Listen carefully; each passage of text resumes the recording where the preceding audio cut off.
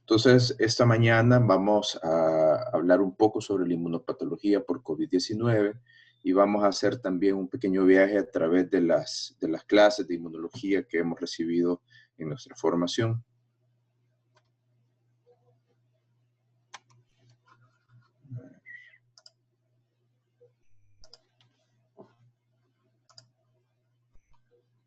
Ok, hoy sí vamos.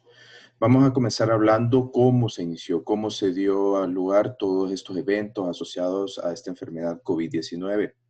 Esto comenzó básicamente el 12 de diciembre del año pasado, en el cual pues en China se empezaron a reportar casos de neumonía virales y se observaba que muchos de estos casos pues se presentaban también de forma crítica, llegando a unidades de cuidado intensivo, ventilación mecánica, etcétera. Empezaron a determinar que estos casos se veían asociados con la exposición a animales salvajes en el mercado de Huanan, Wuhan, China. Posteriormente a esta descripción de casos, se empezó a dar la cronología de lo que es actualmente la pandemia por COVID-19. El 31 de diciembre del año pasado, pues ya China informa a la Organización Mundial de la Salud sobre casos de un síndrome respiratorio agudo en Wuhan. El 11 de enero se reporta la primera muerte por coronavirus en China. Posteriormente, la Organización Mundial de la Salud, al ver el número de casos, pues nombra tentativamente a esta enfermedad como 2019 nCoV, o sea, nuevo coronavirus. Ya para el 21 de enero del 2020, pues se reporta el primer caso en Estados Unidos. 3 días después se reporta el primer caso en Europa. Y obviamente empiezan pues a desplazarse ese número de casos a través de los continentes. Ya el 30 de enero del 2020, la Organización Mundial de la Salud anuncia una epidemia por este nuevo coronavirus que comenzó en el 2019. Y ya el 11 de febrero del 2020, la Organización Mundial de la Salud lo nombra como COVID-19. Traducido pues es enfermedad producida por este coronavirus encontrado en el 2019. Pero el Comité Internacional de Taxonomía Viral lo nombra como SARS-CoV-2, como una enfermedad severa respiratoria asociada a este coronavirus 2. Para el 26 de febrero de 2020, ya todos los continentes reportan los casos y el 11 de marzo del 2020, la Organización Mundial de la Salud la declara como pandemia por COVID-19, ya que todos los países pues presentaban al menos un caso. ¿Cómo han evolucionado los casos a través de este tiempo? Pues como podrán observar en la gráfica a su derecha, pues comenzaron obviamente los casos en el área de Asia, posteriormente fue Europa el segundo epicentro, y como pueden observar en las barras en amarillo, pues esta básicamente representa las Américas. ¿Verdad? Este ha sido básicamente el tercer epicentro y el que ha representado realmente más casos que los otros dos anteriores. Actualmente estos datos básicamente son del día de ayer. A nivel mundial se han reportado más de 21 millones de casos asociados a esta enfermedad y alrededor de 762,000 fallecidos asociados a COVID-19. Para el día de ayer en El Salvador ya teníamos reportados 22,314 casos, 595 fallecidos, 10,474 casos recuperados y 11,000 casos activos. Es importante que conozcamos un poco lo que se asocia a estos casos que hemos reportado. Y básicamente, si lo vemos a nivel de El Salvador, los casos que yo les he reportado básicamente corresponden apenas a esa punta del iceberg asociados al COVID-19.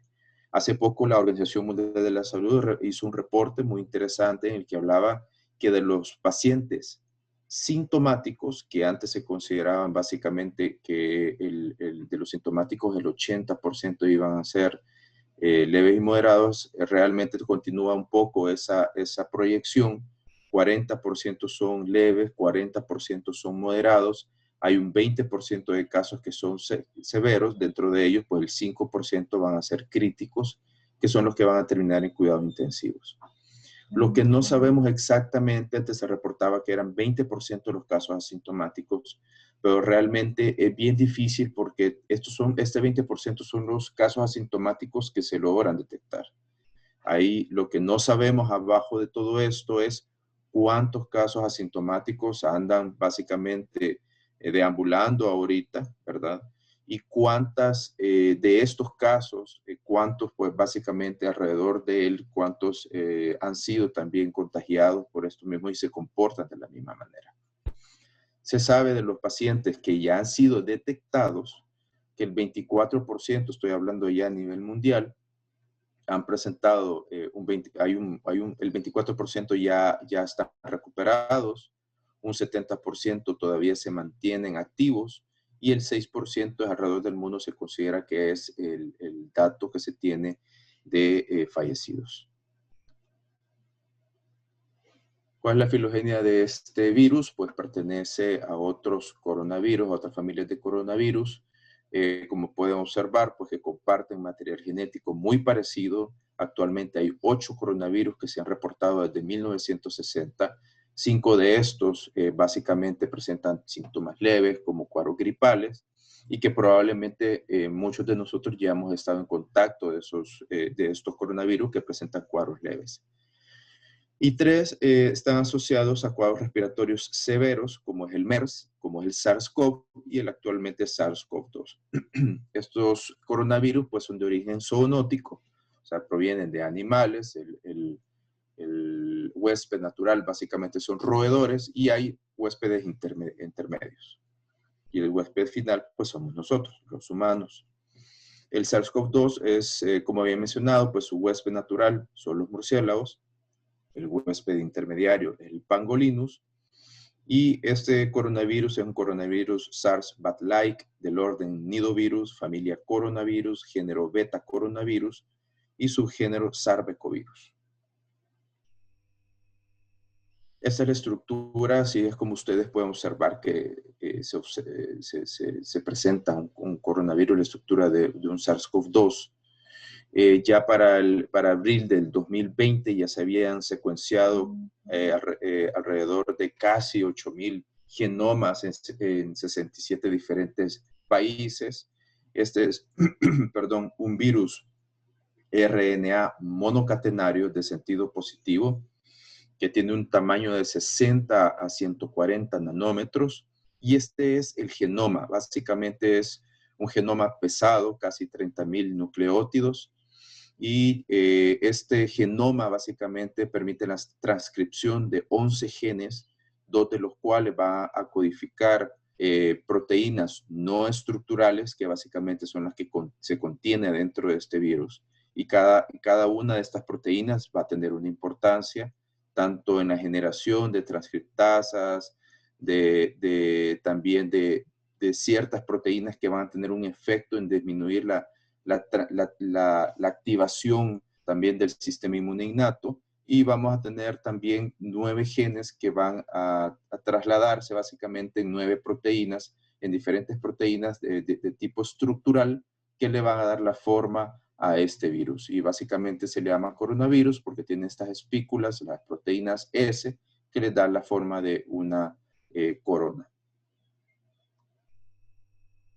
¿Cuál es el mecanismo de contagio del SARS-CoV-2? Pues ya lo conocemos, es contacto con las gotas de saliva, con las secreciones de estos pacientes que están contagiados, ya sea de forma directa como de forma indirecta, a través también de fomites, cuando nosotros tocamos superficies en las cuales pues se encuentran estos coronavirus después de que han sido expulsados a través de un paciente enfermo. Pero también tenemos otras formas como son las formas de autoinoculación. Y el por qué es importante, pues los mecanismos de lavarse la mano y ocupar alcohol gel, que es de, obviamente, tocarse mucosas como nasales, orales u oculares. Y conocemos un poco la escala RO de este coronavirus, que nos indica básicamente la capacidad de reproducción o de infección que tiene cada uno de estos virus. Para el SARS-CoV-2 o la enfermedad por este coronavirus, pues el RO es de 2 a 2.5. Eso quiere decir que por cada persona infectada tiene la capacidad de infectar hasta 2.5 personas en promedio. Es importante conocer ciertos datos. El periodo de incubación para esta enfermedad de 4 a 5 días antes de inicio de síntomas. Estos son promedios. El periodo de transmisión es de 2 días antes de síntomas hasta 15 días después de los síntomas. El inicio de síntomas se da básicamente 11 días después de contagio en promedio. El pico de replicación viral es entre el 5º o 6º día de inicio de los síntomas. Y el progresión hacia un síndrome de distrés respiratorio agudo es de 8 a 9 días de inicio de síntomas. Ahora, para que nos pueda contagiar este coronavirus, básicamente tenemos que tener receptores. El receptor que se conoce o al cual el coronavirus se fija, básicamente es la enzima convertidora de angiotensina 2, es el que sirve como receptor para el SARS-CoV-2. Y hay que recordar pues la importancia de esta enzima. De hecho, pues no solo es para el SARS-CoV-2 el receptor principal, sino también para el SARS-CoV. Pero el SARS-CoV-2 tiene 10 veces mayor la capacidad de poder unirse a la potencia que tiene o la capacidad de unirse a la enzima convertidora en angiotensina 2. Pues y como ustedes sabrán, pues el papel de la AC2 es básicamente poder transformar o procesar esa gran cantidad de angiotensinógenos hacia la angiotensina 1,7, lo cual va a tener un efecto más protector. Si esta enzima no está funcionando, pues vamos a tener básicamente un medio en el cual se asocia a cuadros inflamatorios, aumento del estrés oxidativo, a cuadros de apoptosis, fibrosis, que es lo que vemos con estos pacientes. Y como pueden observar, pues la enzima convertidora de angiotensina 2 se presenta en diferentes tejidos, en donde hay endotelio, ahí vamos a encontrar básicamente la AC2, pero también se necesita de esta proteína transmembrana, esta serin proteasa transmembrana, que va a tener la función, después de que el SARS-CoV-2 se haya unido al AC2, de fijar esa unión de esa proteína S y hacerlo, y así pues básicamente va a entrar a la célula infectada por un proceso de endocitosis. Entonces necesitamos básicamente estas dos. Y como pueden observar, básicamente en la mayoría de tejidos respiratorios, a nivel respiratorio, a nivel del epitelio, a nivel ocular, a nivel renal, a nivel pancreático, a nivel del sistema nervioso central, vamos a tener también la presencia de estas serin proteasas. Y este básicamente es el ciclo de replicación viral. Pues ya habíamos mencionado cómo se une, pues hay una endocitosis y el virus dentro de las células libera básicamente su genoma y en ese momento pues se libera replicasas y también las transcriptasas que contiene este virus. Se hace un complejo de transcriptasas y replicasas asociadas también a ciertas proteínas del huésped, que somos nosotros, y se empieza a dar la replicación del RNA genómico, que es el que forma básicamente a este coronavirus, pero también se va a dar una transcripción de RNA subgenómico. Este RNA subgenómico básicamente se empieza a acumular en todo el retículo endoplasmático y esto es lo que va a dar lugar básicamente a toda la corona de este virus, la cual pues ya ha formado estos viriones dentro de las células, pues van a sufrir, van a poder salir a infectar otras células. Se ha reportado también que pueden haber otros receptores asociados a este coronavirus. Es algo que se tiene todavía mucha duda o mucha controversia porque estos receptores como el CD147 no solo se expresan a nivel de células epiteliales y tejidos, sino que también se expresan en células del sistema inmune innato y adaptativo. Este CD147 es una proteína transmembrana con mucha altamente glicosilada y eso permite que se une el SARS-CoV-2 bien fácilmente y se expresa, como lo había mencionado, en líneas celulares T, en linfocitos T y de epitelios. Tiene el papel pues también de ser un activador de metaloproteinasas de la matriz celular, y esto es importante porque esta activación de metaloproteinasas es lo que nos empieza a provocar los cuadros de fibrosis a nivel pulmonar. Es altamente expresada en diversos procesos inflamatorios, de hecho, como en asma, diabetes, cáncer, infecciones, y ha servido también de receptor para el SARS, VIH y sarampión. Y tenemos otro receptor que básicamente este CD26 es el principal receptor celular para el MERS, es también otra serina proteasa y también está asociado a la activación y proliferación de linfocitos T. Entonces tenemos otros receptores que se creen también pueden formar parte de la capacidad que tiene este virus para poder infectar las diferentes células epiteliales y del sistema inmune. Pero bueno, tenemos un sistema inmune que nos debería, normalmente nos debería defender. Pero recordemos que esto es un nuevo virus. Entonces, el sistema inmune ahorita pues lo está reconociendo y dependiendo de cómo estemos, de cómo nos hemos nosotros portado a través del tiempo, cómo lo hemos tratado a este sistema inmune, pues así nos va a responder. Entonces, cuando llega este nuevo coronavirus, pues tenemos barreras anatómicas, fisiológicas, los epitelios, que tienen bastante sustancias solubles, que tienen IgA natural en secreciones, que tienen también a nivel estomacal tenemos un ácido clorhídrico también que nos va a ayudar a controlar estas cargas virales, lisosimas a nivel de saliva y también de las lágrimas. Y esto nos va a permitir poder controlar estos virus en ciertos pacientes. Cuando estas barreras anatómicas y fisiológicas no pueden controlar este virus, básicamente tiene que ser el sistema inmune innato el que tiene que echar a andar diferentes células y sustancias solubles, por los neutrófilos, los procesos de fagocitosis, por los macrófagos, los procesos de opsonización por el complemento y diferentes otras péptidos antimicrobianos que van a empezar a tratar de controlar esa carga viral.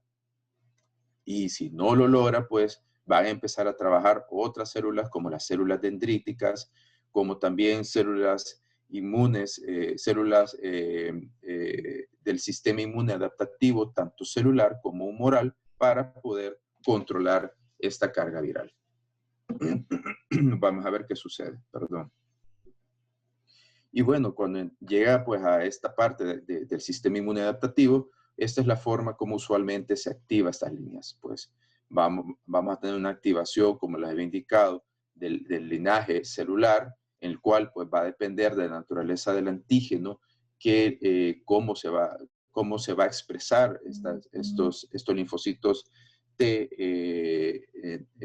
vírgenes o no activados. Y pues dependiendo de las citoquinas que se liberen, pues se va a transformar hacia una línea de TH1, tipo TH2 o tipo TH17. Cada una de estas, pues dependiendo también de factores de transcripción y dependiendo de citoquinas, pues va a permitir que a nivel de los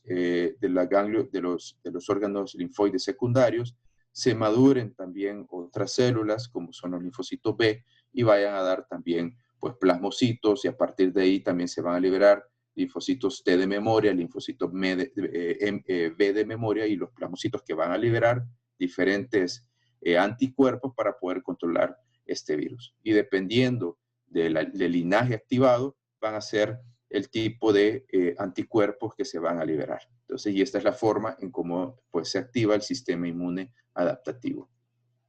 Ahora, ¿qué pasa con la forma en que activa el sistema inmune de este coronavirus? Pues básicamente aquí podemos observar cómo se empieza a dar el primer contacto, la parte del sistema inmune innato. Básicamente, este es, como les había mencionado, un virus RNA, y básicamente este va a ser detectado a nivel citosólico por ciertos receptores captadores de estos patrones, que son los receptores tipo TOL. Entonces, estos receptores tipo TOL, y en este caso el receptor tipo TOL7, es el que va a detectar al SARS-CoV-2 y ya vamos a ver la importancia de este receptor tipo TOL.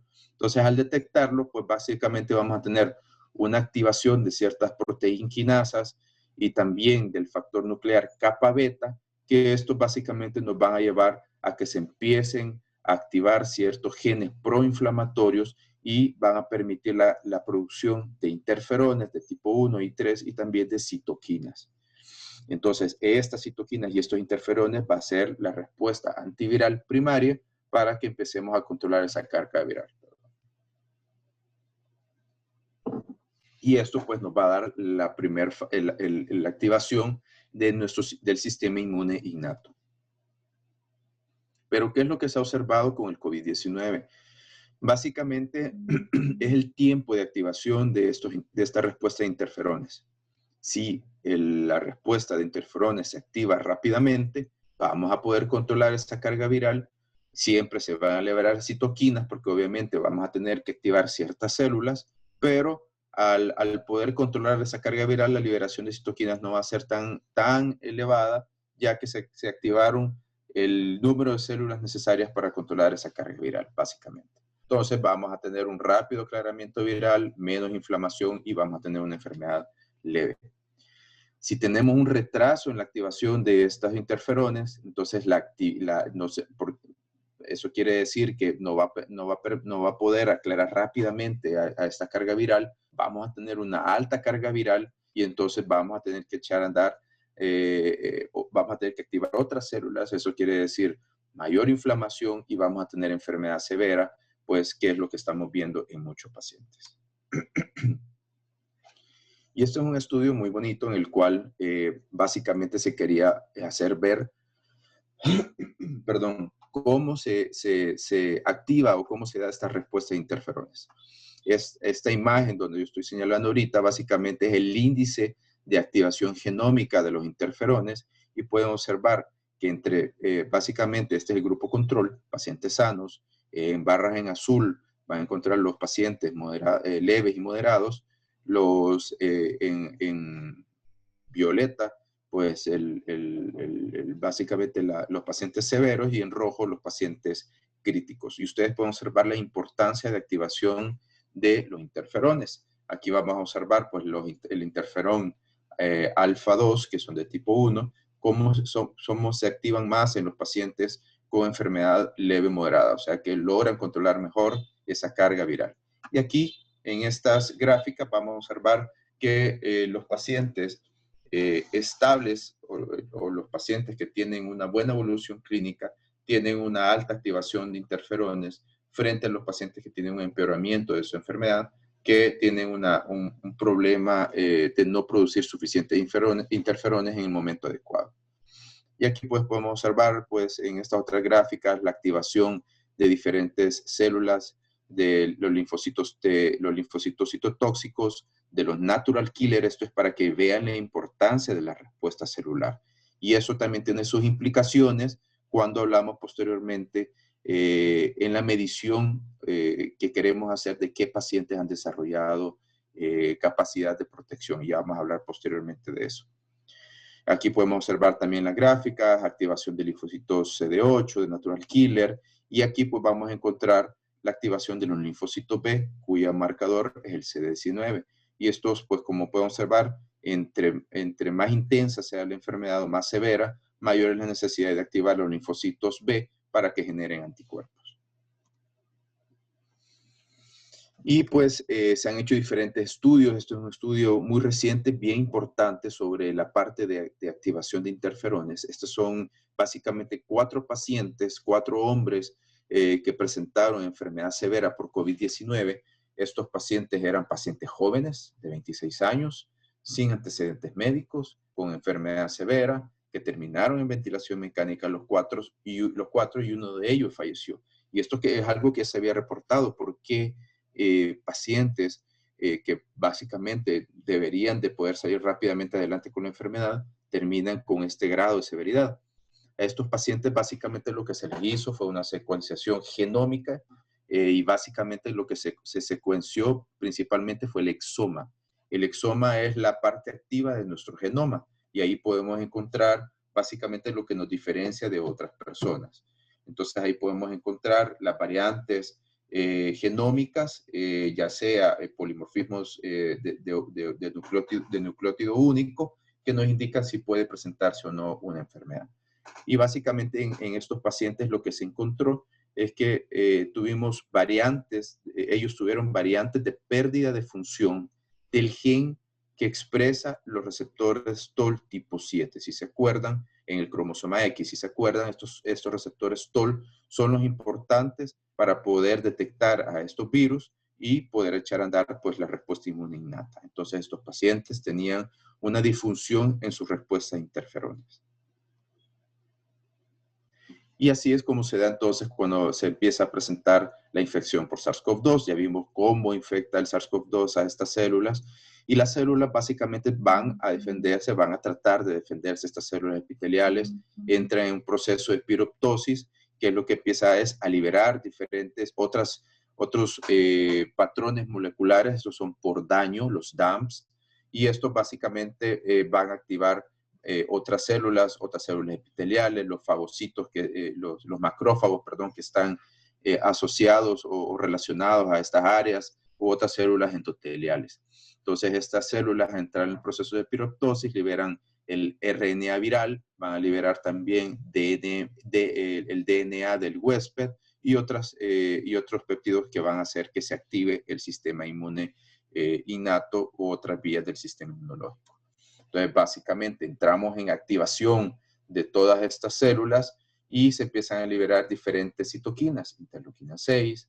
Vamos a tener también factores de activación de macrófagos que nos van a llevar a la activación, pues, como lo había mencionado, de macrófagos, de linfocitos T, de monocitos, quienes van a liberar también otras sustancias activadoras, como son los interferones. Y esto, dependiendo de esa activación celular, pues va a ser básicamente un ciclo vicioso de activación que nos puede llevar también a daño en tejidos. Y eso es lo que les quería hacer ver con esta imagen, los tipos de respuesta. Si logramos controlar rápidamente esa carga viral con todo lo que les había mencionado previamente, básicamente vamos a tener una respuesta inmune normal, sana, vamos a aclarar rápidamente ese virus y vamos a generar también una respuesta de memoria. Si no logramos controlar esa carga viral, vamos a tener que reclutar diferentes células, vamos a tener que liberar una gran cantidad de citoquinas y quimiosinas para poder controlar esta carga viral y entonces vamos a tener una respuesta disfuncional y de daño.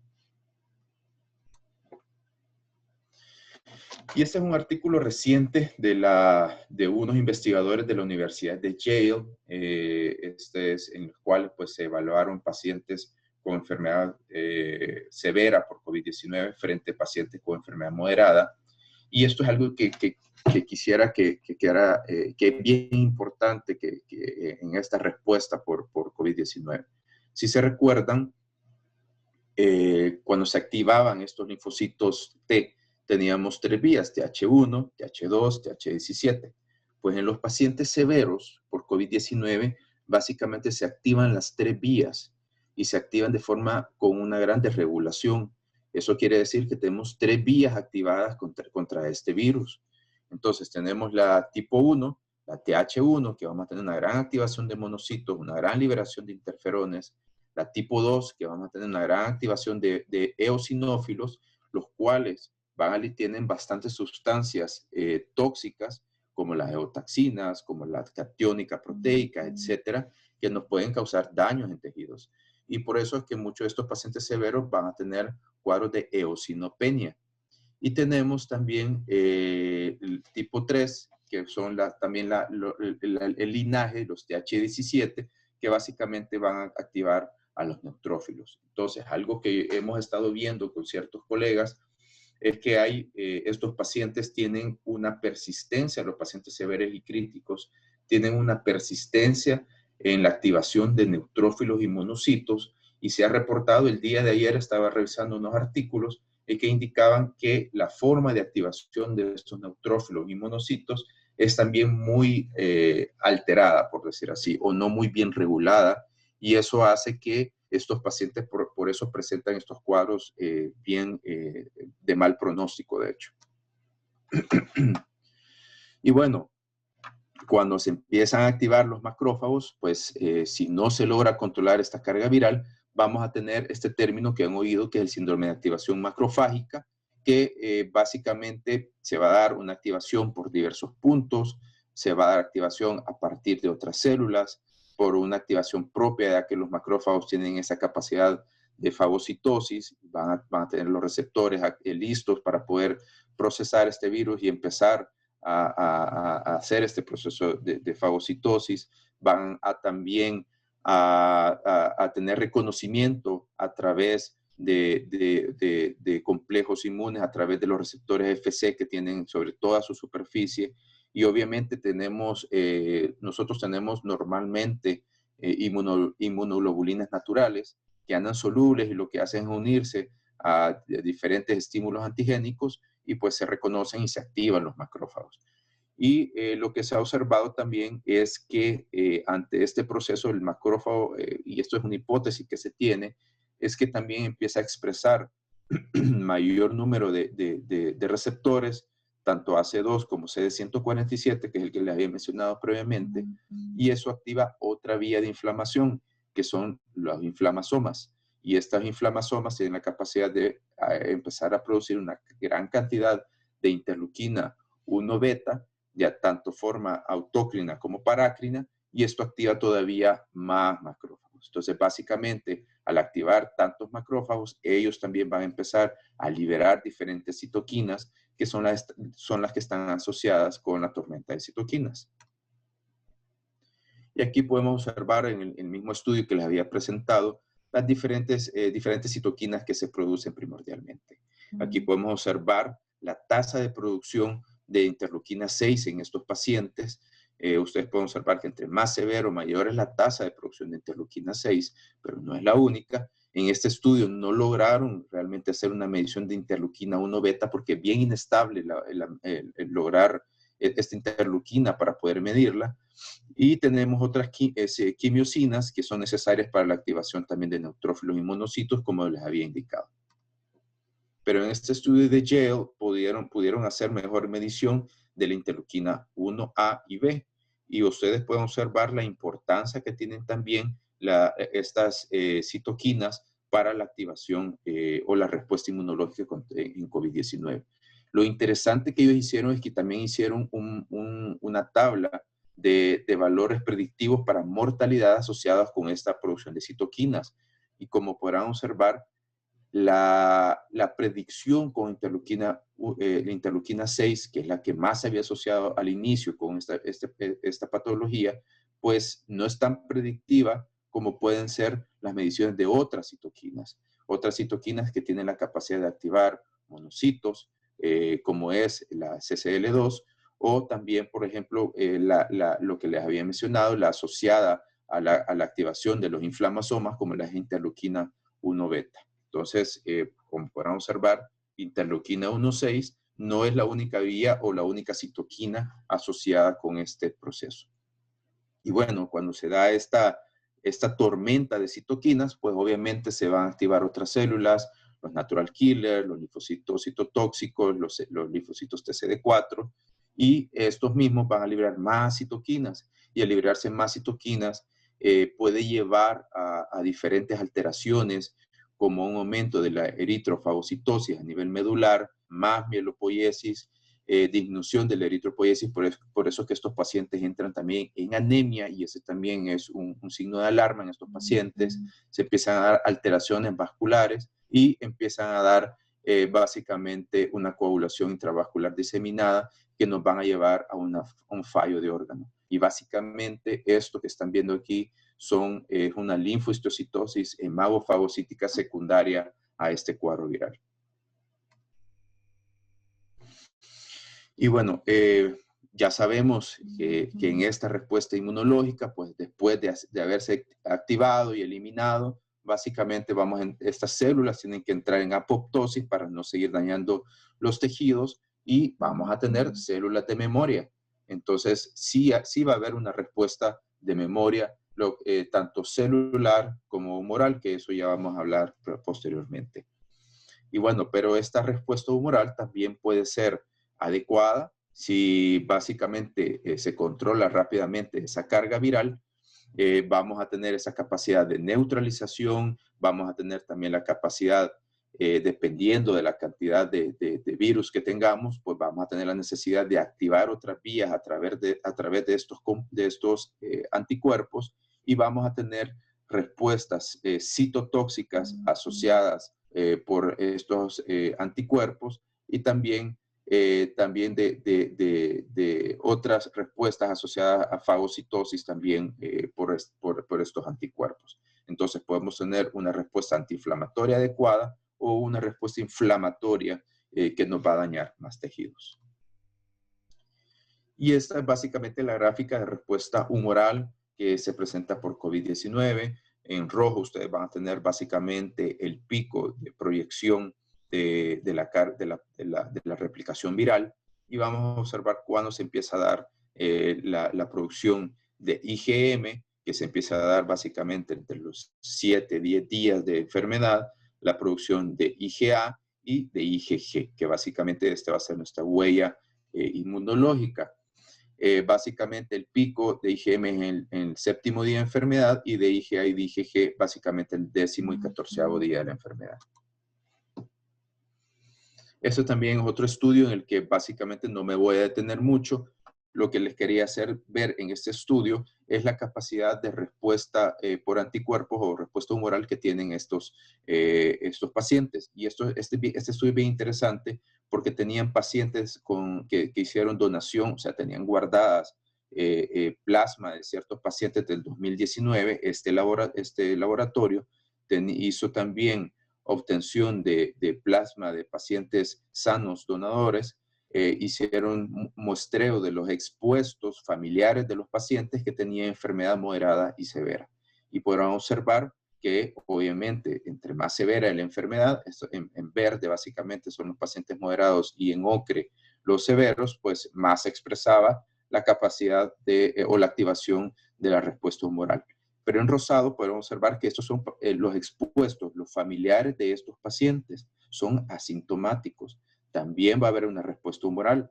Miren estos pacientes donadores, esto se supone, según historia, nunca tuvieron exposición con COVID-19, según ellos, pero algunos de ellos presentaban también respuesta humoral. Esto es algo bastante interesante, probablemente sean también asintomáticos. Y este es el estudio que causó mucho revuelo sobre la memoria inmunológica de algunos de los pacientes sintomáticos o asintomáticos. Básicamente este grupo de pacientes se le hizo una medición de anticuerpos en fase aguda de la enfermedad, tanto asintomáticos como sintomáticos, y podrán observar que en fase aguda, pues básicamente la capacidad de generar anticuerpos es muy similar. El problema fue, y por eso es que esto tuvo ese revuelo, es que esa fase de convalescencia se volvieron a medir anticuerpos, y podemos observar que muchos de ellos, muchos de los pacientes sintomáticos, pues básicamente seguían produciendo anticuerpos, pero había un pequeño porcentaje que ya no lograban medir anticuerpos. Ojo, no lograban medir, no es que no tenían anticuerpos, no lograban medirse. Y estos pacientes asintomáticos, miren cuántos no lograron ya medir. El 40% de los que empezaron, de estos 37 pacientes, ya no se lograron medir anticuerpos, en un 60% sí.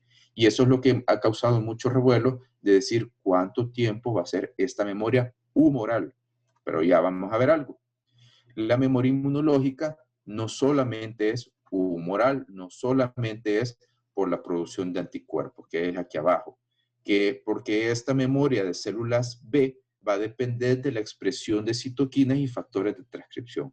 Eso quiere decir, cuando ya no hay activación, pues ya no va a haber esa producción humoral, pero sí vamos a tener memorias de tipo, memoria humoral, células B de memoria. Tenemos que ver que tenemos otras memorias inmunológicas, la convencional de células T. Vea que ya habíamos hablado de la importancia también de la respuesta inmunológica mediada por células T, que también va a dejar básicamente células de memoria. Y tenemos también una memoria inmunológica innata que tiende a ser bien corta, pero es inespecífica. Esta básicamente es lo que conocemos como la inmunidad entrenada por estímulos recurrentes. Y esto quien lo tiene bien activo tienden a ser los niños. Los niños, debido a ese gran número de vacunas que les colocamos y también por las infecciones virales recurrentes, tienen muy activo su sistema inmune innato, y es por eso que los niños tienen esa capacidad de poder procesar mejor a este SARS-CoV-2. Y bueno, ya habíamos hablado que tenemos una respuesta primaria, pero cuando volvamos a encontrarnos con este virus, ya que ya tenemos células de memoria, vamos a tener una segunda respuesta inmune que va a ser mucho mejor. De hecho, no se sabe todavía si vamos a tener, si esta respuesta inmune primaria es suficiente para que no nos volvamos a contagiar. Eso no quiere decir que no tengamos otra vez exposición. Probablemente si tenemos una respuesta inmune, una memoria, si nos volvemos a encontrar con este virus, vamos a poder hacer una mejor respuesta inmunológica y lo vamos a procesar, y probablemente algunos que tuvieron una enfermedad leve probablemente puedan tener una respuesta o otra enfermedad, una presentación leve o asintomático. Obviamente, a lo corto en que estamos con la enfermedad no lo sabemos todavía. O pueda que con la vacunación vamos a hacer este booster de esta respuesta inmunológica y pues básicamente vamos a estar mejor preparados para que podamos procesar posteriormente a este coronavirus. Y bueno, yo sé que se ha prolongado un poquito la charla, pues no me voy a detener mucho, pues estas son las presentaciones clínicas en las que básicamente quiero integrar todo ese proceso inflamatorio que se da. Y básicamente esta es la neumopatía que vemos en la mayoría de los pacientes, en el cual vamos a tener una inflamación, vamos a tener esa endotelitis que se ha reportado en estos casos, vamos a tener esos procesos de coagulación, también pérdida de plasma hacia los alvéolos, que nos va a dar el edema pulmonar.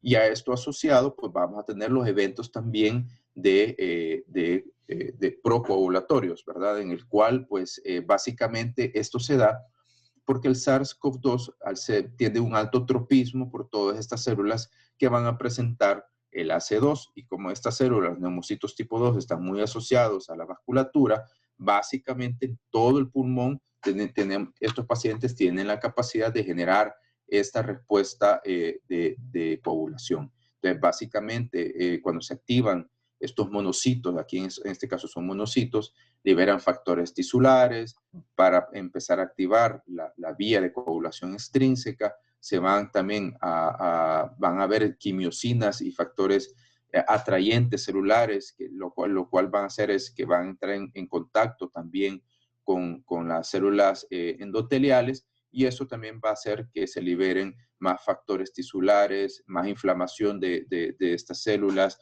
Se van a empezar a activar los neutrófilos, que van a liberar estas trampas, estos traps, van a hacer un proceso de netosis, y estas trampas lo que van a hacer es atrapar más plaquetas que también tienen un papel en la respuesta inmune, y se empieza a activar la vía de coagulación intrínseca, y ahí se empiezan a dar todos estos procesos de coagulación intravascular pulmonar, que es lo que se ha observado en estos pacientes, y aumentar la respuesta inflamatoria. Y estas son las fases fisiopatológicas que ustedes pues ya las han visto en diferentes artículos o charlas, en las cuales pues tenemos, y esto es importante conocerlo porque esto es lo que vamos a hablar en la próxima charla. Los periodos de enfermedad y cómo tenemos que intervenir entre estos diferentes periodos de enfermedad. Para lo que quiero llegar es que después de esta fase de respuesta viral y que activamos a la vía, al sistema inmune, vamos a tener esta fase de hiperrespuesta inflamatoria que nos va a llevar a la alteración. Ustedes pueden observar, y ustedes no me van a dejar mentir si han visto estos pacientes tienen una alta elevación de estos marcadores, LDH, PCR, interleuquina 6, dímero D asociado a este proceso inflamatorio, ferritina, triglicéridos, troponinas, que estos, si los llevamos lo traducimos cuando se liberan en altas cantidades, básicamente lo que estamos viendo son estos síndromes de hemafagocitosis. Y son pacientes que van a entrar en linfopenias y plaquetopenias, además de anemias y eosinopenias. Y tenemos, pues, en abril de este año, pues había hablado y siempre se decía que la enfermedad pulmonar, pues nosotros decíamos que no solo es una enfermedad pulmonar y que tienen que ver más allá de eso porque es una enfermedad que donde hay endotelio, pues va a producir enfermedad, va a producir daño. O sea, tejido que produce, órgano que tenga endotelio es órgano que se va a ver dañado. Y como ya vimos al inicio de los receptores, pues básicamente casi todos los órganos tienen endotelio, casi todos los órganos tienen esos receptores y vamos a tener también daño directo a nivel cardíaco, a nivel renal, etc. Entonces, en abril, pues, se empezó a presentar este síndrome inflamatorio multisistémico, que al inicio se pensó que solo era pediátrico, ¿verdad? Y el cual, básicamente, esto se asocia, es una respuesta mediada por inmunocomplejos o por anticuerpos, en el cual tenemos tres patrones. Son niños con fiebre persistente y elevación de marcadores inflamatorios. Son niños que básicamente se comportan como una enfermedad de Kawasaki y por eso se les llama Kawasaki-like. Y hay otro grupo de niños que tienen una enfermedad inflamatoria con cuadros de shock y evidencia de lesión miocárdica directa. Lo que nos indica que pues no solo es pulmonar este proceso. Y pues recientemente en Lancet también se publican casos como adultos con enfermedad de Kawasaki, algo que no es usual en la clásica enfermedad por Kawasaki, es más una presentación de niños en edad escolar, pero miren, adultos también están presentando este grupo, esta enfermedad y presentan otro caso, un adulto con una inflamación multisistémica causada por el COVID-19. De hecho, pues creo que aquí en El Salvador ya estamos teniendo estos casos. No solo niños, adultos. Y pues a lo que quería llegar también con lo anterior, de que no pensar solamente en el problema pulmonar. O sea, solo nos estamos fijando en la presentación pulmonar, pero podemos tener también otras presentaciones neurológicas en los pacientes de tercera edad. Ya se ha reportado alteraciones neurológicas, pacientes que entran con mucha agitación, con pérdida de memoria de forma aguda. Ya se han reportado casos de encefalopatía, de Guillain-Barré, daño renal directo por el virus, daño hepático. Los pacientes presentan diarrea, vómitos asociados al virus. Obviamente, lo que hemos mencionado, los tromboembolismos. Ya se ha reportado también miocardiopatías directas por este virus, tanto de lesión directa tanto isquémica como no isquémica, perdón. Y pues pancreatitis y también lesiones dermatológicas. Entonces, básicamente es a cualquier tejido en el cual podemos encontrar daño. Bueno, yo voy a ya terminar esta presentación con dos, básicamente, frases, dos pensamientos muy importantes. Uno de Aristóteles, que indicaba que no se puede deshacer un nudo sin saber cómo está hecho. Tenemos que saber cómo se está comportando este coronavirus, qué está realizando. El sistema inmunológico ya está, ya sabemos cómo se va a comportar. Lo que no sabemos y lo que estamos aprendiendo es cómo se comporta este coronavirus.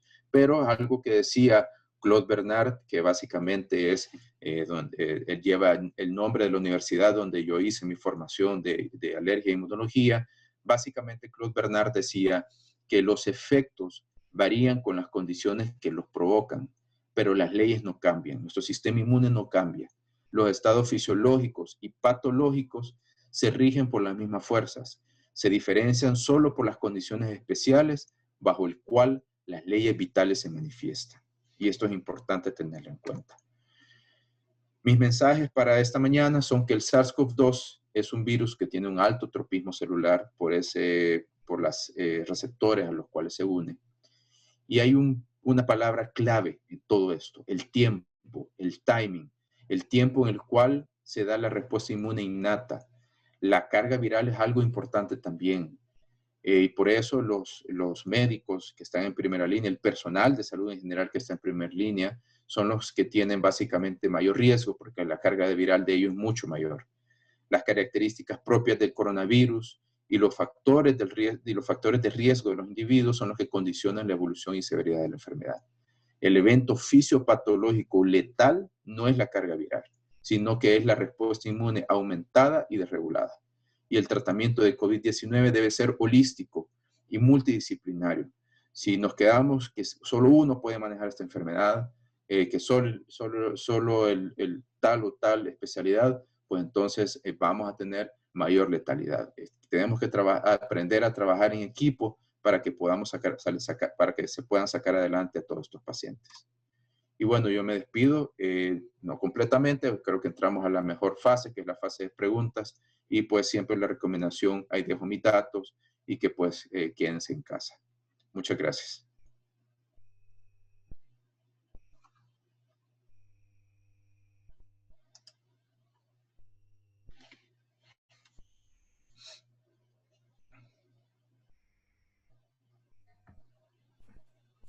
Muy bien, vamos a entrar a la fase de preguntas, pero para que no hablemos todos simultáneamente, creo que podemos utilizar levantar la mano, ¿verdad? Está entre, o si no, pueden encender su cámara y lo pueden hacer. No sé si los podré ver a todos, pero el uso de la mano, ¿verdad? Hay una parte de abajo que permite tener reacción y pueden poner una reacción para levantar la mano. Antes de que, mientras los colegas van haciendo sus preguntas, también pueden ponerlo en el chat si tienen preguntas.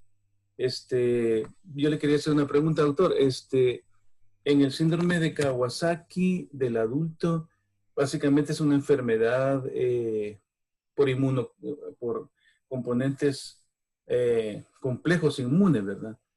Pero que se depositan en órganos y que dan vasculitis, pero no es una enfermedad respiratoria, ¿verdad? O sea que el paciente debuta con fiebre, aparentemente ha de ser algo muy raro quizás para adultos, pero no es una enfermedad respiratoria, sino que debuta fiebre, exantemas y datos de vasculitis y nada más, ¿verdad? Es la única Exactamente.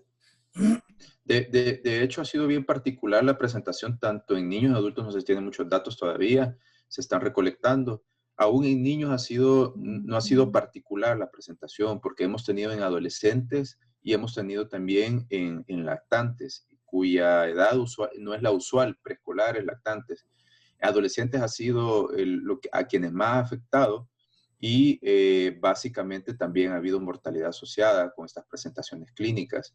Sí, hay casos que básicamente sí han presentado un cuadro respiratorio leve y después empiezan con esta presentación clínica. Y hay otros casos que han sido, entre comillas, asintomáticos al inicio, cuando tuvieron este contacto con el virus, desarrollaron pues estos inmunocomplejos pues, y posteriormente se da la respuesta, esta vasculitis, ¿verdad?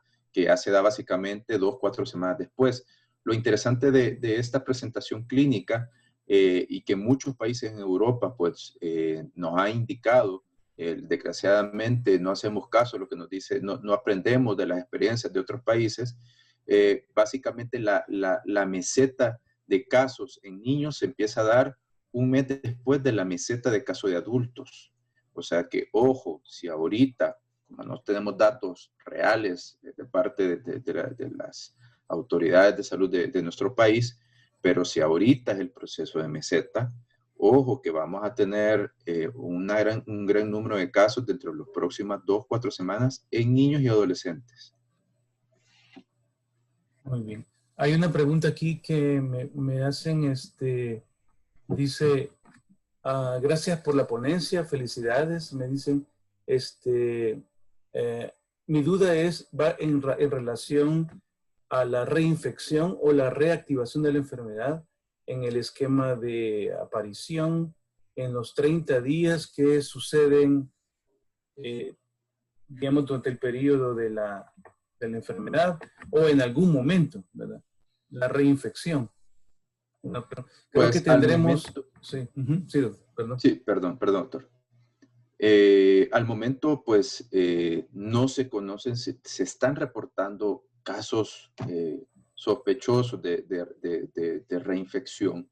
Lo que pasa es que hay varias situaciones con esta enfermedad. Aparentemente, debido a esa desregulación inmunológica, hay pacientes que tienen como reactivación sintomática, ¿verdad? Salen de la enfermedad, después dicen volver a sentirse mal, pero después se vuelven otra vez a su normalidad.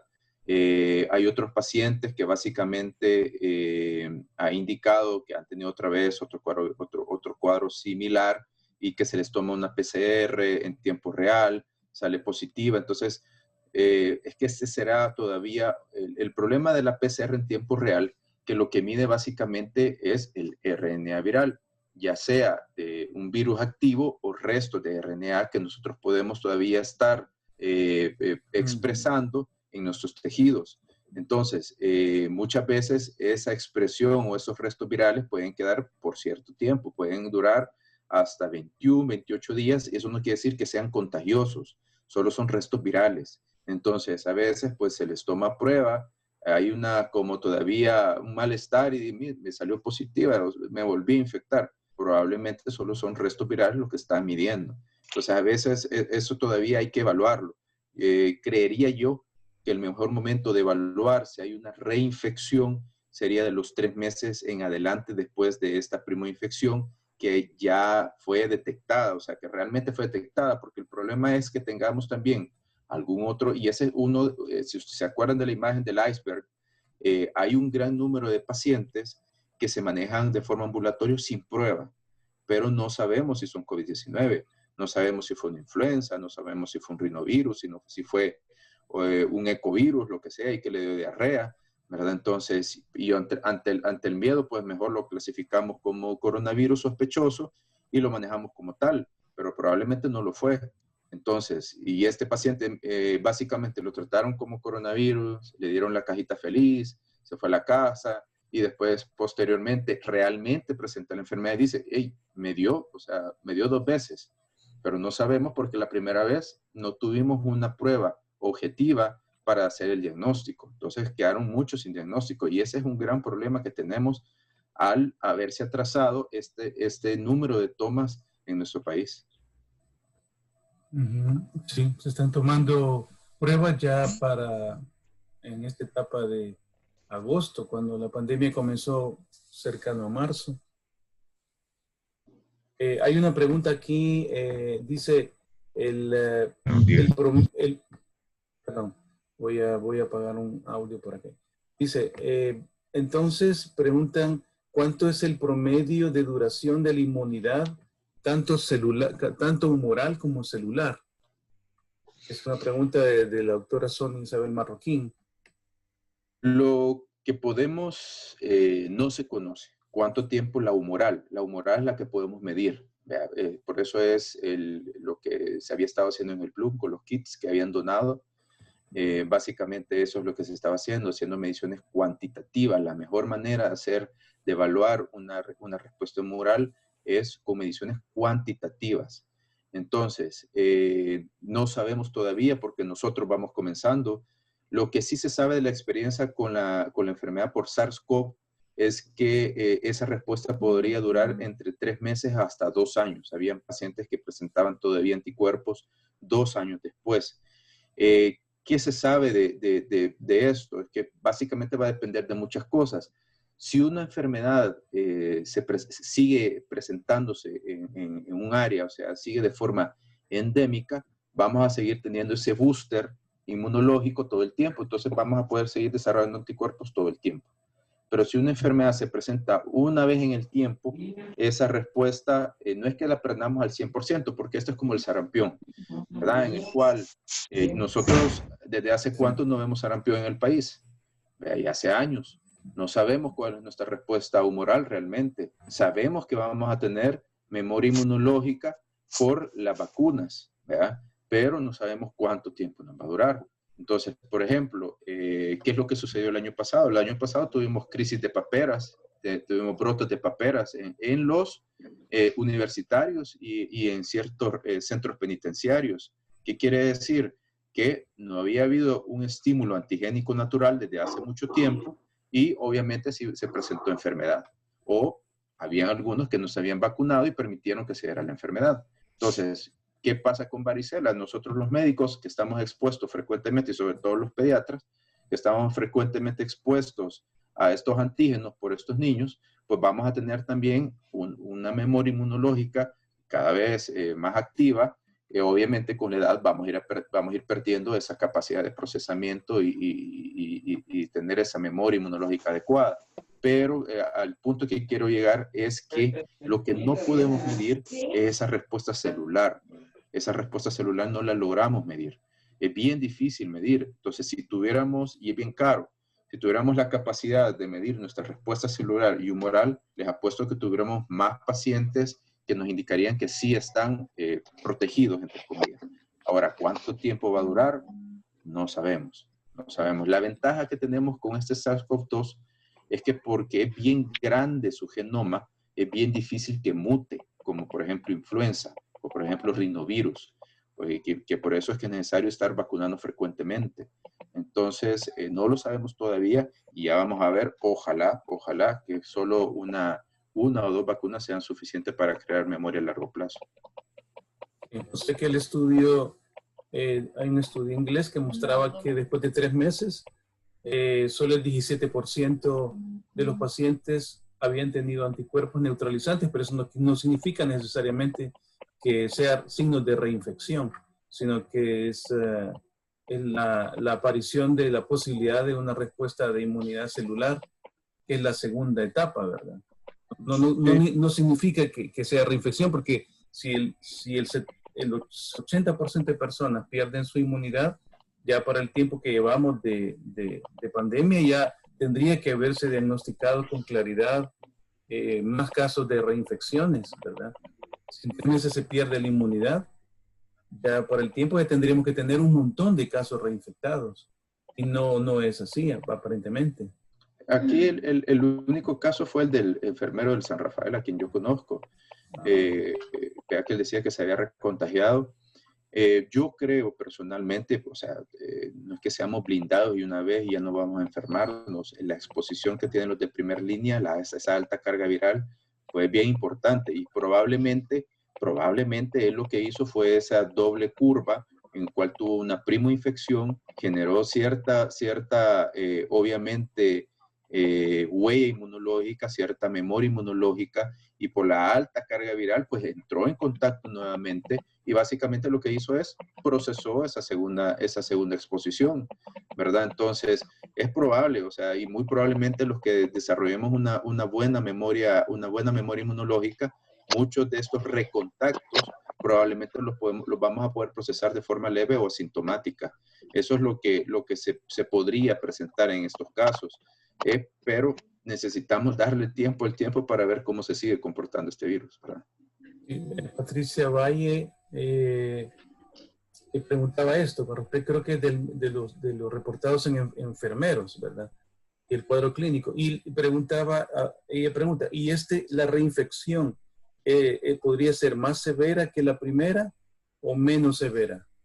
Pues debería ser menos. Si desarrollamos memoria inmunológica, debería ser menos. ¿Verdad? Si desarrollamos anticuerpos, va a ser menos. Así es como nos comportamos, a menos que nosotros tengamos inmunológicamente alguna predisposición, ¿verdad? Como puede ser, por ejemplo, alguien que tenga inmunodeficiencias primarias o algún tipo de inmunodeficiencia secundaria, como podría ser, por ejemplo, VIH, ¿verdad? Entonces, eso pues, nos va a condicionar a que nuestra respuesta inmunológica no sea adecuada y posiblemente el siguiente estímulo va a ser peor. Y eso, por ejemplo, ya ha pasado, si nos recordamos, en los pacientes con dengue, ¿verdad? Si el cuadro fue moderado a severo, el siguiente puede ser severo o peor, ¿verdad? Hay Margarita Mata pregunta, excelente ponencia, felicidades. Mi pregunta es, ¿qué tan confiable son los test rápidos sanguíneos para determinar IgM e IgG en los tiempos que están mencionados en las curvas? O sea, pregunta si se conocemos el grado de especificidad y sensibilidad. Cada uno de estos kits, de hecho, tiene ya reportado su sensibilidad y especificidad. y tiene que tener básicamente una certificación, ya sea por la FDA o por la EMA, para que se pueda ser utilizado. El problema es que muchos de estos que han entrado al país no tienen certificación, y al no tener una buena certificación, la especificidad y la sensibilidad son bien bajas. Entonces, ¿qué vamos a tener? Falsos positivos o falsos negativos. Entonces, la gente, nosotros los médicos, pues conocemos lo que significa esto, pero la gente en general, porque no solo, no solo son médicos los que han permitido que se utilicen estas pruebas, sino que hay gente natural que está vendiendo, la gente que a sus vecinos, mira, hacete la prueba para ver si ya tuviste. ¿Ya? Pero imagínense, ya fuera de los asintomáticos, que generó anticuerpos, pero ya fue hace 30 días que tuvo la enfermedad. Cuando se haga la prueba, probablemente le va a salir negativa, porque básicamente la capacidad de medición, o sea, la respuesta humoral ha bajado. No quiere decir que no tenga memoria, pero ha bajado y le va a ser negativa. Entonces, esta persona, el vecino, va a decir, uy, entonces peligroso, me enferme porque no tengo anticuerpos, y probablemente sí los tenga. Entonces vamos a tener esa capacidad de falsos negativos o falsos positivos, que se ha observado que pacientes que han tenido dengue pueden también hacer con estas pruebas reacciones cruzadas con estas cajitas. Entonces puede salir un falso positivo por un cuadro de dengue. Eso también ya se ha reportado, o con otros cuadros virales. Entonces hay que tener mucho cuidado si no son certificadas estas pruebas. Álvaro Cortés hace una pregunta, levanta la mano. Te voy a dar la posibilidad para que puedas hablar, Álvaro, si quieres hacer una pregunta de viva voz. ¿Estás ahí, Álvaro? Sí, muchas gracias. Mi pregunta siempre relacionada con esto de las recaídas en sí, era eso, pues, si había alguna recaída. O sea, ya es del mismo tema, ya lo habíamos hablado, ¿verdad? ¿Tienes alguna cosa que quieras preguntar adicional? ¿Cuánto tiempo me puede ir la PCR positiva si una vez fui contagiado? La PCR, perdón. La PCR, sí, creo que habla de la PCR. Sí, la PCR en tiempo real básicamente se va a poder medir mientras haya carga viral en mucosas, orofaringea o faringea, ¿verdad? Entonces, a partir de cuando empieza a caer esa carga viral, básicamente sí. Básicamente la carga viral empieza a caer entre el 7º, 10º día, ¿verdad? Entonces, por eso es que el por qué dar esos 15 días de retiro obligatorio a las casas, es por eso, ¿verdad? Por el riesgo todavía que pueden ser contagiosos en ese tiempo. Pero a partir del 10º día ya empiezan a tener negativizaciones de las PCR en tiempo real. Andrea Susana Évora pregunta, felicidades, buenos días. Pregunta, ¿qué formas efectivas hay para aumentar el sistema inmunológico? Sobre todo en la primera parte que usted ha mencionado, doctor, que hay una etapa de barrera que está en tubo digestivo, está en la parte respiratoria, y pregunta que el valor de los antivirales como ribavarina, vitamina C, vitamina D, qué papel tienen y qué realmente qué usos prácticos tienen. Veamos, algo que siempre he hablado con las personas es, esto es como cuando uno quiere irse de vacaciones en agosto y sentirse delgadito, entonces un mes antes se mete al gimnasio para llegar lo más delgadito, más fortachón posible. Si no no nos hemos cuidado durante mucho tiempo, no querramos que en un par de días queramos tener un sistema inmunológico al 100%, ¿verdad? Entonces, muchas de las falencias, y por eso es que la obesidad, la hipertensión y la diabetes, que son perfiles TH1, ¿vean? Así, esos son sus perfiles, son perfiles inflamatorios, básicamente son los que se están complicando. Ahora, ¿podemos ofrecer algo para tratar de amortiguar el golpe? Pues sí, ¿verdad? O sea, por eso es que se deja zinc. El zinc básicamente ayuda a integrar más los epitelios, a estimular un poco la respuesta inmune innata, no es que tampoco nos va a dejar al 100% activo. La vitamina C básicamente lo único que ayuda es en disminuir ese papel, ese aumento del sistema oxidativo que se puede dar cuando básicamente se empieza a acumular esa gran cantidad de angiotensinógenos. La vitamina D también se ha observado que también puede tener ese efecto de regulación de respuesta inmunológica, sobre todo estos pacientes crónicos, porque los obesos, los diabéticos, los hipertensos, los pacientes que tienen alguna patología autoinmune, son pacientes crónicos. Entonces, estos pacientes pues, se pueden beneficiar pues, de la utilización de vitamina D. Se ha hablado también de la utilización de inmunoestimulantes. Básicamente lo que van a hacer es estimular también el sistema inmune innato, ¿verdad? Pero como les digo, estas no son medidas 100% salvadoras, ¿verdad? Es cómo tratamos nuestro sistema, todos nuestros órganos a través del tiempo, y así es como nos vamos a defender. Pregunta ella con respecto a la ribavirina.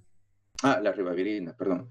Ojo, la ribavirina no tiene ningún efecto sobre el coronavirus. La mayoría de antivirales, hasta ahorita, no hay ningún antiviral específico que tenga la capacidad de bloquear esta carga viral. Ninguno.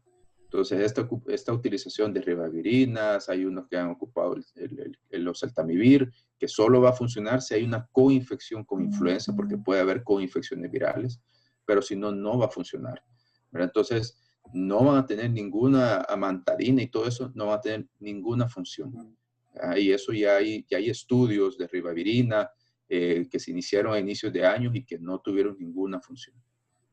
Entonces, Melissa Gutiérrez pregunta, excelente ponencia, pregunta con respecto a por qué es tan variable los periodos de incubación.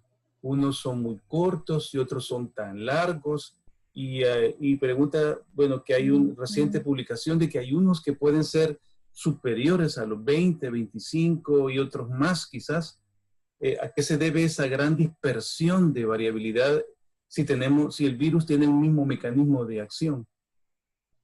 Es prolongado el periodo de incubación, como yo les indicaba, va a depender de nuestro sistema inmune innato, ¿verdad? De eso depende, ¿verdad? Porque entre más se prolonga un periodo de incubación, eso quiere decir que más se ha logrado esconder este coronavirus de nuestro sistema inmune innato. Si el periodo fue corto, fue porque se activó rápido y obviamente tenemos síntomas, tenemos fiebre, tenemos diarrea, tenemos tos, y esos son síntomas naturales que tenemos, o sea, de hecho forma parte de nuestras barreras para poder controlar una enfermedad. El poder toser es expulsar esa carga viral, o la diarrea, o los vómitos, o la mocosera, que en este caso no se presenta mucha rinorrea en estos pacientes, pero es una forma de que nos estamos expresando ante esa carga viral. Ahora, periodos de incubación tan prolongados, hay que también tener cuidado porque obviamente son mediciones de ARN viral. Entonces, es que ese paciente realmente tuvo ese periodo de incubación, más de 25 días, no creo que tenga un periodo de incubación tan prolongado. Es que hay algo que se ha hablado de la probabilidad de los acarreadores crónicos ahí que no presentan enfermedad. No se sabe todavía de este tipo. Se tienen que seguir haciendo mediciones en diferentes poblaciones por esas probabilidades de los portadores crónicos asintomáticos, ¿verdad? Que todavía no sabemos. Son situaciones que todavía se tienen que seguir midiendo. Arely, vamos a terminar dentro de unos 9 minutos, si el doctor tiene tiempo. Son las 8:22. Hay una pregunta de Arely Carol Vigil de Quintanilla. Dice, buenos días. Ella conoce de un caso de una enfermera que salió positiva el 4 de mayo. En ese momento estaba asintomática, una PCR. 2 PCR salieron después negativas, 15 días después, y le dieron el alta. Pero el 10 de agosto tiene una PCR positiva con una neumonía al momento del tratamiento desestable. O sea, ella permaneció asintomática y con PCR una positiva, 2 negativas, y después con una sola curva de monofásica de enfermedad, y ahí está otra vez positivo. Es una reinfección. Básicamente, o sea, Básicamente lo que sí estamos viendo es reflexión, que no me sería nada raro en personal de primer línea, por lo que les decía, por la carga viral. ¿Verdad? Entonces, tenemos una alta carga viral en nuestro personal de primer línea y pues no me sería raro que empecemos a tener en este grupo esos cuadros de reinfección. Y ese es otro de los problemas, o sea, no tenemos que relajar medidas solo porque ya sufrimos la enfermedad. Tenemos que seguir haciendo las medidas mientras no conozcamos realmente el comportamiento de esta enfermedad. Al inicio se dijo que era imposible que pudiera haber una reinfección porque iba a haber una memoria, ¿verdad? Pero después se dijo, ahorita se está hablando de las probabilidades de que sí pueda haber reinfección dependiendo de esa carga viral. Pero como les decía, también depende de nosotros mismos, del huésped. Si tenemos alguna inmunodeficiencia por ahí que andamos cargando desde hace rato, pues no me sería raro que podamos tener pues una reinfección. Esto es como las inmunodeficiencias primarias, que no tienen, por ejemplo, los pacientes con agamma-globulinemias no producen anticuerpos. Entonces, esos son pacientes con cuadros infecciosos respiratorios recurrentes. Entonces, ¿qué hay que hacer? No solamente es decir, se reinfectó. Hay que estudiar a estos pacientes el por qué ese sistema inmunológico no le está funcionando adecuadamente o si realmente sigue siendo el proceso de cómo se va a comportar este coronavirus. Muy importante, creo que esa es una pregunta que me han hecho varias veces y o sea, todos los colegas debemos de tener, a pesar de que nos hayamos enfermado, yo me enfermé, no perder las medidas de protocolos de protección. Hay una pregunta de Elena Guerrero, porque esto de la vulnerabilidad y reinfección ya lo comentamos, que ayer publicamos una serie, presentamos en el chat una revisión de medicamentos y aparece una publicación y me pregunta Elena, la protección cruzada cuando uno se vacuna por otras vacunas y aparece la MMR que también le presentamos ayer, ¿verdad? Sí. No hay protección cruzada entre virus que no sean de la misma familia, ¿verdad? Eso es primero. Lo que pasa es que el efecto de colocar vacunas de virus vivos atenuados, inactivados, lo que hace es activar más nuestro sistema inmune innato. Es lo que les decía, esa inmunidad entrenada por vacunas o por cuadros infecciosos a repetición en niños. Eso es lo que sucede en ellos. Entonces, básicamente lo que estamos haciendo es reactivar nuestro sistema inmunológico, el innato, ¿verdad? Y acordémonos que no solo colocamos pues partes o virus vivos o estos virus inactivados, sino que también hay sustancias que hacen que aumente o se dé un booster de la respuesta inmunológica. Hay aluminio y hay diferentes sustancias que sirven como medio de activación de nuestro sistema de defensa cuando nos ponen estas vacunas. Entonces, probablemente, o sea, lo que estamos viendo no es una reactivación cruzada, una respuesta cruzada, es más una reactivación de nuestro sistema inmune innato. Ahora, ¿qué sí se sabe? Es que muchos pacientes sí pueden tener respuesta humoral cruzada frente a otros coronavirus. O sea, lo que les decía, tenemos otros 5 coronavirus que también lo único que causan son básicamente cuadros catarrales y que probablemente es muy seguro que ya los hemos tenido por acá y ustedes no me dejan mentir, a veces cuadros virales que le toman pruebas de influenza y salen negativos y bueno, ¿y esto qué es? Se comporta como influenza y no fue influenza. Es que habrá sido un coronavirus este paciente, pero no de este tipo, no un MERS, un SARS o un SARS-CoV-2.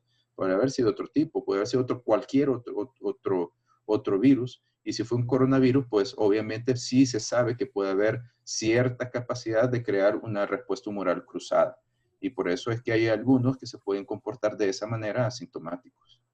Esto contesta una pregunta de René Alejandro Muñoz, que preguntaba justamente esto con respecto a la presentación de otra forma de coronavirus. Hay 13 preguntas, voy a tratar de resumir. Hay varias preguntas de farmacología, pero les quiero decir, colegas, de que vamos a tener 2 charlas más. Me están preguntando bastante sobre medicamentos y vamos a tener la próxima conferencia, va a ser del doctor también, de medicamentos y otra conferencia más, porque me están preguntando de vacunas.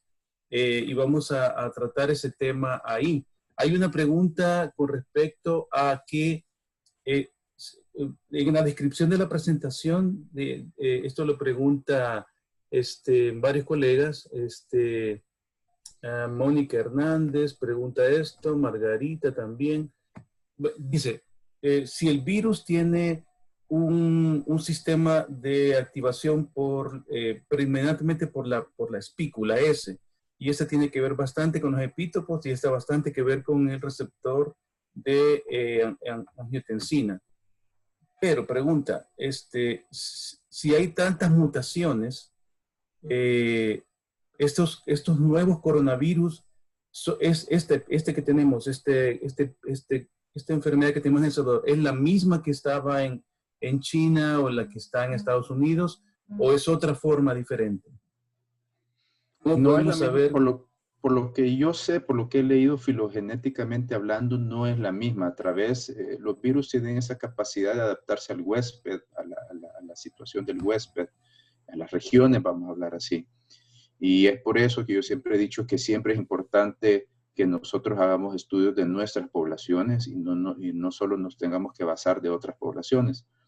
Y por eso es que muchos de estos genomas, pues muchos países han participado en enviar sus muestras para ver qué diferencias hay. Que yo sepa, aquí no se ha enviado ninguna, perdón. Lo que le podría decir es, no le puedo decir si es el mismo porque tendríamos que enviar muestras de nuestros pacientes para determinar básicamente cómo se ha comportado en nuestra región, si es que en regiones subtropicales o tropicales. Tiene mucho que ver también en los comportamientos de estos cuadros virales, si es que básicamente nuestra genética también nos va a indicar cómo este coronavirus va a responder con nosotros, si va a ser más severo, más virulento. La única forma de hacerlo es empezar a hacer ciencia y empezar también, pero esto comienza desde nuestras autoridades, de que quieran permitir hacer ciencia, para poder responderles realmente con autoridad y decirles, no, el virus que nos está afectando a nosotros es este. Sí, a través de todas las regiones han habido cambios, ¿vea? Pero sigue siendo la estructura primaria la que se ha presentado desde Europa hasta acá. La estructura primaria del virus sigue siendo la misma, ¿verdad? Pero sí han habido ciertos pequeños cambios en el paso a través de las regiones. Margarita Mata pregunta con respecto a, tenemos los exámenes de la PCR, pero no todos tenemos acceso a ellas. Pregunta con respecto a los exámenes como hemograma, PCR, ferritina, dímero D, otras pruebas más accesibles, más la clínica, si eso tiene un valor de predictibilidad de detectar la enfermedad ante la posibilidad de no poder tener una prueba de PCR. La doctora siempre incluiría ahí. Ok, es realmente algo que siempre nos ha enseñado en medicina. Nosotros vemos pacientes, no vemos exámenes, ¿verdad? Entonces, obviamente los exámenes nos ayudan a terminar de hacer ese diagnóstico. ¿Para qué nos sirven todos estos exámenes que enviamos? Es para evaluar el riesgo de una sospecha que tenemos, porque no tenemos para hacer una PCR en tiempo real en muchos pacientes, pero tenemos una presentación clínica bastante evidente. Y se los digo, fiebre, pero mire, fiebre, tos, disnea, lo puede dar una influenza, sí.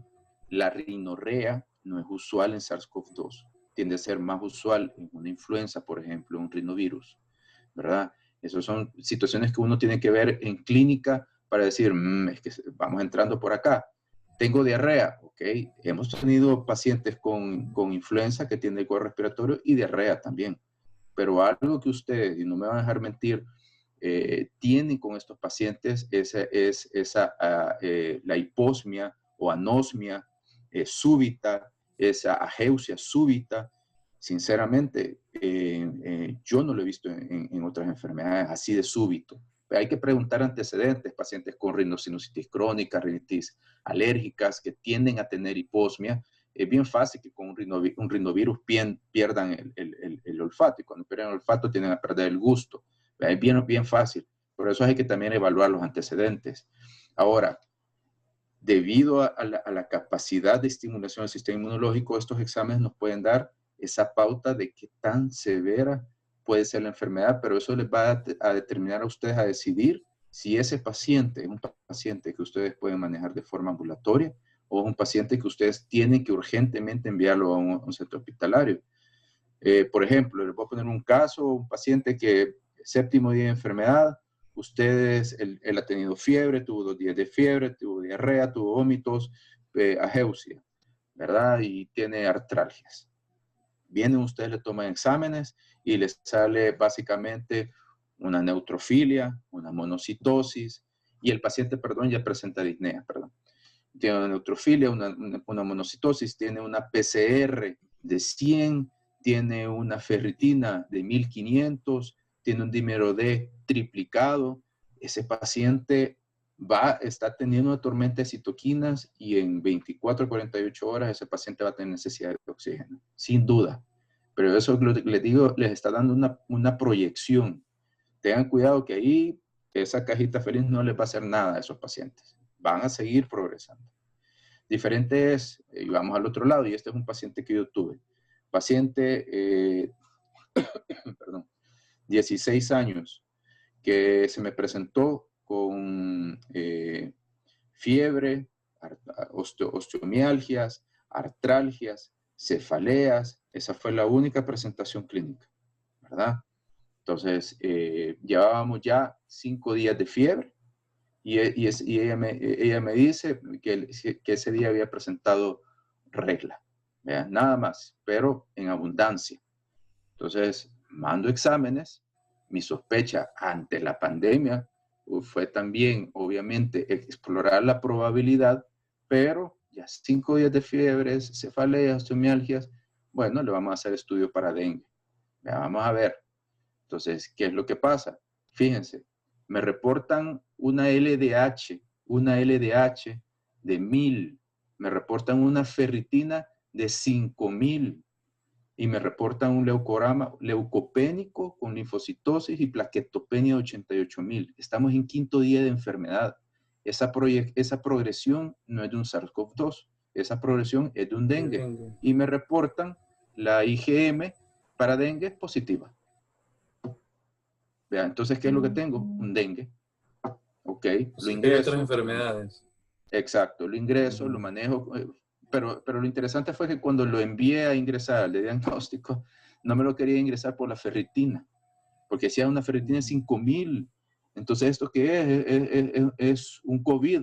Esto no es un COVID, es una respuesta inflamatoria, es un marcador, no pueden hacer diagnóstico con un marcador.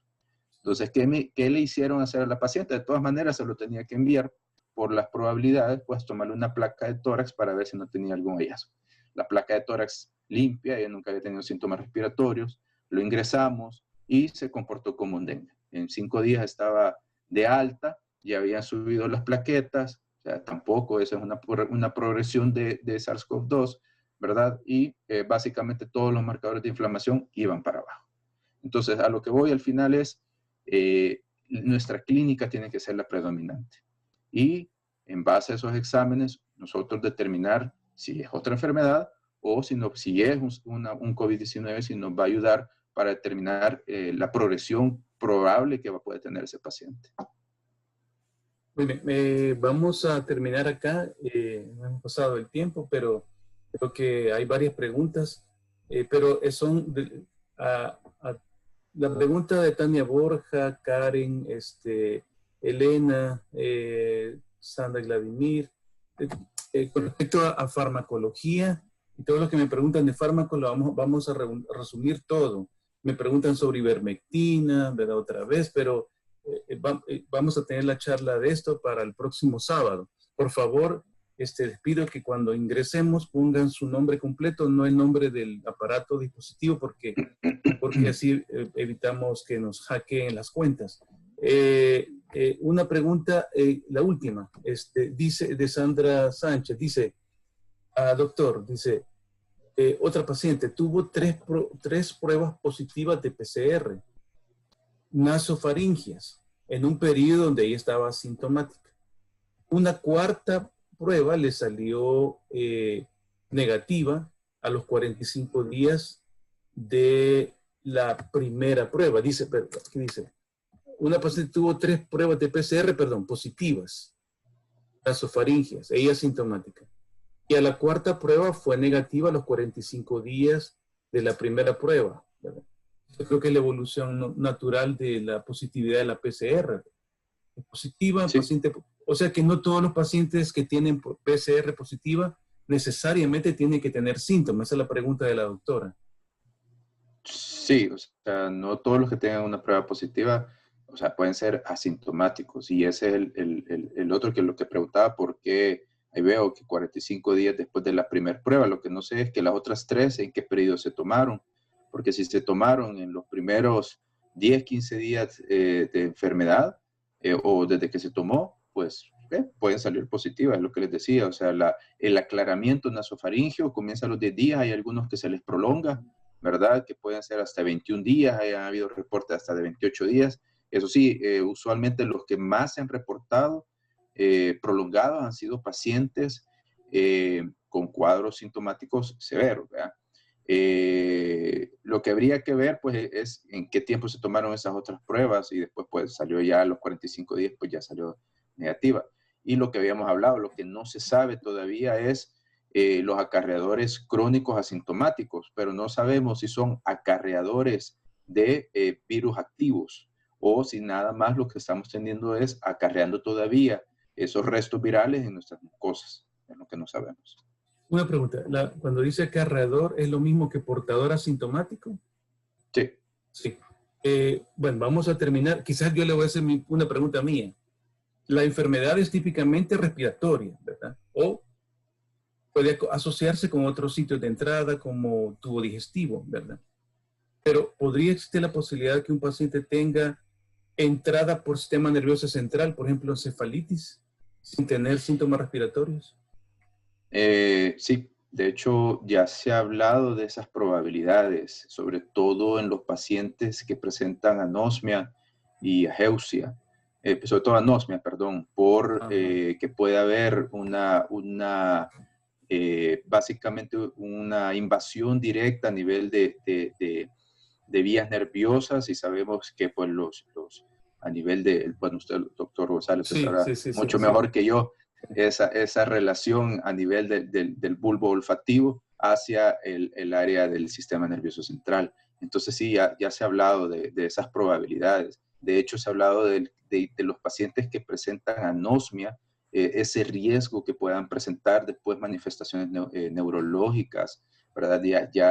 Ayer creo que se reportó de pacientes que en fase tardía empiezan también a tener pérdida de audición también, de hipoacusia, asociado a estos tipos de infecciones. Muy bien, vamos a dejarlo aquí. Sí, es que en el Instituto de Neurociencias presentamos un caso de una paciente así como la que acaba de mencionar, positiva a COVID, sin síntomas respiratorios, factores de reacción de fase aguda y hallazgos radiológicos en resonancia de una encefalitis con efecto posterior. Muy bien, vamos a despedirnos acá, doctor. Le quiero agradecer. Hay múltiples felicitaciones.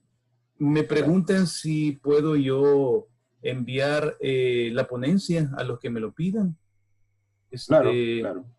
Muy bien, entonces es muy grande el documento, así que lo voy a ir enviando por correo a quien me lo pidan. Muy bien, gracias a todos, ¿verdad? Tengan un feliz día y queda bastante material para revisar, sobre todo los mecanismos inflamatorios, que hay varios que me están preguntando que quisieran revisarlos con atención. Muy amable, otras gracias. Felicidades por la ponencia, ¿verdad? Y nos veremos el próximo sábado a las 7 en punto y vamos a terminar lo más pronto posible, ¿verdad? Así que gracias a todos. Muy amable. Gracias. Hasta luego. Nos vemos. Adiós, Gracias. cuídense. Nos vemos.